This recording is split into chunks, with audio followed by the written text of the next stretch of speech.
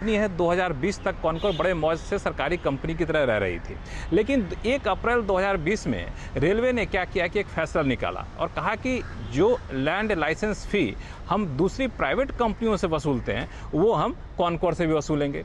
अब हुआ क्या कि लैंड लाइसेंस फ़ी जो है 6% देना पड़ गया कॉनकोर को, जो पहले काफ़ी नगण्य होता था। तो इससे भारी भरकम बोझ पड़ गया कॉनकोर के ऊपर। एक आंकड़ा मेरे पास है, अगर आप कहें तो बताऊं कि दरअसल 2020 के 140 करोड़ रुपए से बढ़ करके जो देनदारी होती है कॉनकोर की लैंड लाइसेंस फ़ी के तौर पर, वो FY21 में 590 करोड़ रुपए हो गई।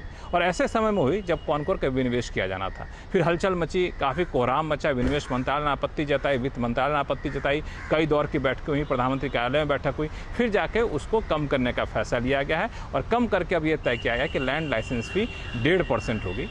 ज़मीन की जो बाज़ार कीमत है उसके 1.5% सालाना के हिसाब को लैंड लाइसेंस फ़ी देनी पड़ेगी। लेकिन एक और जो महत्वपूर्ण बात वो ये कि लीज की अवधि जो 5 साल के आसपास होती थी उसे बढ़ा करके 35 साल कर दी गई है, यानी निवेश भी स्थायी रहेगा। आप में एक लंबे समय की अवधि का आप नज़रिया लेके चल सकते हैं। तो और ये कॉनकोर के लिए इमीडिएट इसलिए है क्योंकि इसमें सरकार ने कहा है कि सिर्फ कार्गो एक्टिविटी करने वाली कंपनियों को फ़ायदा दिया जाएगा और जिनके पास अभी लैंड लाइसेंस का लीज एग्रीमेंट है वो चाहे तो पुराने एग्रीमेंट को हटा करके नए एग्रीमेंट, नई पॉलिसी में स्विच कर सकते हैं। तो इस लिहाज से भी कॉनकोर के लिए महत्वपूर्ण खबर है।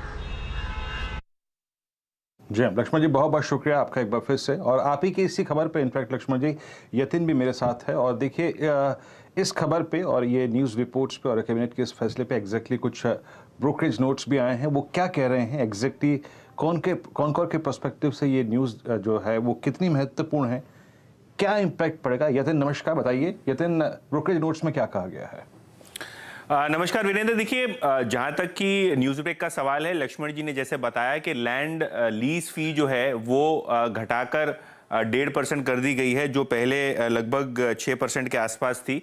अगर हम इन जनरल देखें तो ये कॉनकोर के लिए क्यों इंपॉर्टेंट है, क्योंकि जैसे आप जानते हैं कॉनकोर का स्ट्रेटेजिक डाइवेस्टमेंट सरकार ने अनाउंस किया हुआ है और LLF लगभग कंपनी सालाना 350 करोड़ से लगभग 400 करोड़ रुपए के आसपास भरती है।